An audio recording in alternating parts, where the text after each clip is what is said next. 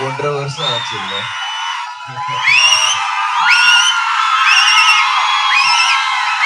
கற்பனை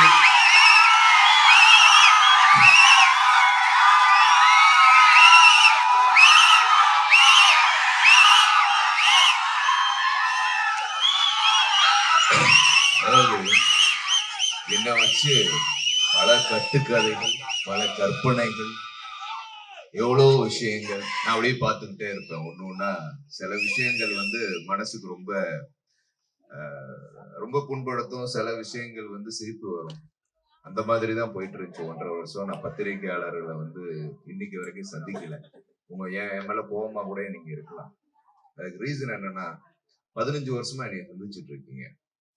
நான் ஒரு 100 படத்துக்கு மேல டிஸ்ட்ரிபியூஷன் பண்ணிருப்பேன். எவ்வளவு படங்கள் தயாரிச்சிருப்பேன். 40 படத்துக்கு மேல நடிச்சிருக்கேன். அந்த 15 வருஷத்துக்கான உழைப்பு எவ்வளவு பெரிய உழைப்பா இருக்கும்னு ஒருத்தவங்களுக்கு தெரியும். எவ்வளவு நாள் நான் தூங்கி இருக்க மாட்டேன். டே நைட் எத்தனை ஷூட்டிங் போயிருப்பேன். நான் அத்தனை பிசினஸ் பண்றேன்.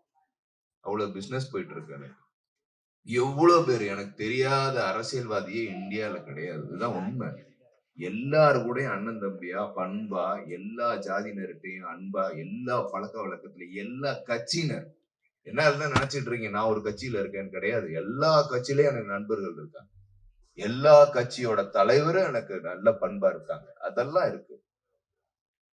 அப்படி ஒரு சூழ்நிலையில என்னை பத்தி ஒரு தவறான விஷயம் நான் இன்னைக்கு வரைக்கும் பத்திரிக்கை இதெல்லாம் சந்திக்கல. ஏன்னா அதை நான் ஒரு மென்ஷனாவே நான் பண்ணல. அதான் உண்மை. நான் அப்படி பண்ணிருப்பேனா?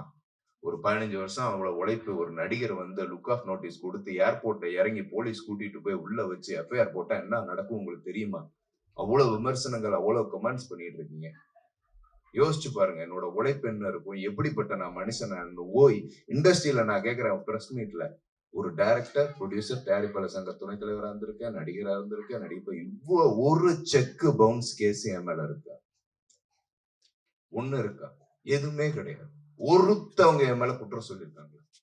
அப்ப 15 வருஷமா ஒரு சினிமா துறையிலேயே ஒரு பிரச்சனையும் இல்லாம இருக்கிற ஒரு உண்மையானவன் எப்படி அந்த விஷயத்த பண்ணிருப்பேன்? அதனால அந்த விஷயத்த பத்தி நான் பேச விரும்பல. அது விட்டுருங்க. என் வாழ்க்கையில அது நடந்த சம்பவம், அது ஒரு அனுபவம். அதை நல்ல விதமாக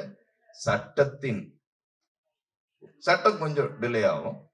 அந்த சட்டத்துல வர்றதுக்காக நான் வெயிட் பண்ணேன். சட்டம் எனக்கு ஒரு நல்ல தீர்ப்பை கொடுத்துச்சு. அந்த கடவுளுக்கு ரொம்ப நன்றி. என் தந்தைக்கு ரொம்ப நன்றி. எங்க தந்தை அப்பா அவ்வளவு உழைச்சிருக்காரு என் கடவுள். சோ என் குடும்பத்தினருக்கு நன்றி. என் அன்பான ரசிகர்களுக்கு நன்றி. என் மேல இவ்வளவு அன்பு வச்சிருக்காங்க. எனக்கு தெரியும். நான் அங்க இருந்து ஒரு விஷயமும் நான் தெரியும். வட மாவட்டம் இல்ல, தென் மாவட்டம் இல்ல, எல்லா மாவட்டத்தில இருந்து என்னோட தம்பிமார்கள், தங்கைமார்கள் அன்பு எல்லாருமே அவ்வளவு அன்பு செலுத்தினாங்க. அவங்களுக்கு எல்லாத்துக்கும் என்னோட மனமார்ந்த நன்றி. சினிமா என்ன விட்டு போகுது, நான் சினிமா விட்டு போக மாட்டேன். அதே மாதிரி அரசியல் என்னை விட்டு போகாது, அரசியலை விட்டு நான் போக மாட்டேன். இதான் உண்மை. சரி, இப்போ நம்ம காடு வெட்டிக்கு வருவோம். மனசார சொல்றேன், சத்தியமா சொல்றேன், ஐயா காடு வெட்டு குரு, அந்த காடு வெட்டி அப்படின்னு அந்த கேரக்டர் நான் நடிச்சதுக்கு பெருமைப்படுறேன். இவர் சொன்னோனே, சோலை சொன்னோனே எனக்குள்ள ஏன்னா அவரை பத்தி எவ்வளவு கேள்விப்பட்டிருக்கேன். எங்க அப்பா கூட நல்லா பழகி இருக்காரு. அவரை போய் நான் சந்திச்சிருக்கேன், எவ்வளவு தடவை சந்திச்சிருக்கேன் அண்ணனை. சோ அப்படிப்பட்ட ஒரு பண்பானவர், ஒரு பாசமா என்ன அவர் பிடிக்கிறதே அந்த ஒரு ஸ்ட்ரென்த் அப்படி இருக்கும். சோ அதெல்லாம் மைண்ட்ல வச்சுட்டுதான் அந்த படம் ஃபுல்லாவே பண்ணேன் நான். அதுல ஒரு டைலாக் இருக்கும். ஒரு டைலாக் இல்ல, பல டைலாக் கொடுத்திருக்காரு. இந்த ஆளு ரொம்ப மோசமானவங்க. அதாவது ஏற்கனவே மோகன்ஜி வச்சு செஞ்சுட்டாப்ல திரௌபதி. இவரு ஒரு கதையை எடுத்துட்டு வராரு. சோலை ஒரு கதை வச்சா கண்டிப்பா சென்சார்ல பிடிப்பாங்க. கொடுத்தாங்க 31 கட்டு. நான் சொல்லிட்டேன் 40 கட்டு உனக்கு கொடுப்பாங்க.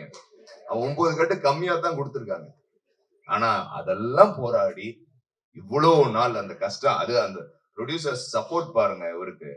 சோ ரெண்டு பேரும் அடிச்சுக்கிட்டே இருப்பாங்க, பாவம் போயிட்டே இருப்பாங்க கேஸ், பல பிரச்சனைகள். உண்மையிலே ஐயா குரு குடும்பத்தினருக்கு நான் ஒண்ணு சொல்றேன். இந்த படம் உங்களை பெருமை அடைய செய்யும். இதுக்கு நான் உத்தரவாதம். மிரட்டி இருக்காப்புல படம். எனக்கு தெரிஞ்சு குடும்பமா ரொம்ப வருஷம் கழிச்சு என் மாமா படத்துக்கு போயிருப்பாங்கன்னு நினைக்கிறேன். சின்ன கவுண்டர் இந்த மாதிரி படங்களுக்கு போயிருப்பாங்க. டிராக்டர் பிடிச்சு போயிருப்பாங்க. அதுக்கப்புறம் திரௌபதிக்கு போனாங்க. இப்ப காடு வெட்டிக்கு வருவாங்க. இந்த பேச்ச ரொம்ப நாளா மிஸ் பண்ணிருப்பீங்க.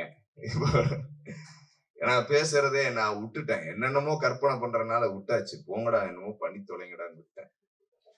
சோ இதுல உழைச்ச எல்லாரோட உழைப்பு ரொம்ப ரொம்ப கஷ்டப்பட்டு இருக்காங்க. கண்டிப்பா இந்த படம் வந்து உங்கள்கிட்ட கொடுத்தாச்சு, மக்கள்கிட்ட கொடுத்தாச்சு. இது நம்ம உணர்வு சார்ந்த ஒரு படம். இது வந்து வட மாவட்டம்னு இல்லை, மொத்த வாழ்கிற எல்லா மக்களுக்கும் வந்து அது படம் பார்க்கும்போது உண்மையான ஒரு விஷயத்தை தானே பிரதிபலிச்சிருக்காங்க. இதுல எந்த தவறும் கிடையாது. அது வந்து நீங்க நினைக்கிற மாதிரி ஜாதி படம் எல்லாம் கிடையாதுங்க. அது 100% வந்து 2 தரப்பினருக்கான ஒரு முக்கியமான படம். 2 பேருமே பெருமைப்படுவாங்க. பல விஷயங்கள் இருக்கு, பல சம்பவங்கள் இருக்கு. அது இந்த ஆள் ஏதோ வச்சுட்டாரு, விடுங்க, பாருங்க, என்ஜாய் பண்ணுங்க. சோ அந்த படத்துல நடிச்ச ஹீரோயின் எல்லாத்துக்கும் வந்து வாழ்த்துக்கள்மா. ரொம்ப நல்லா நடிச்சீங்க. என் அப்பா வந்து ரொம்ப நல்லா நடிச்சிருக்காரு. சோ அவர் ஒரு கேரக்டர் பண்ணியிருக்காரு. கண்டிப்பா வந்து அழகப்பன் சாருக்கு வந்து ஒரு பெருமையா இருக்கும் அந்த கேரக்டர். என்னை வாழ்த்த வந்த எல்லா அன்பு உள்ளங்களுக்கு எல்லாத்துக்கும் நன்றி. மூர்த்தி தேவர் பங்காளி, கணேஷ் தேவர் பங்காளி. அதாவது என்னன்னா, நான் கமெண்ட்ஸ்ல பாத்துக்கிட்டே இருப்பேன், ஜாதி வெறி பிடிச்சவன். ஜாதி நான் எந்த ஜாதியுமே தப்பா பேசலடா, எல்லாருமே ஒண்ணுதான்.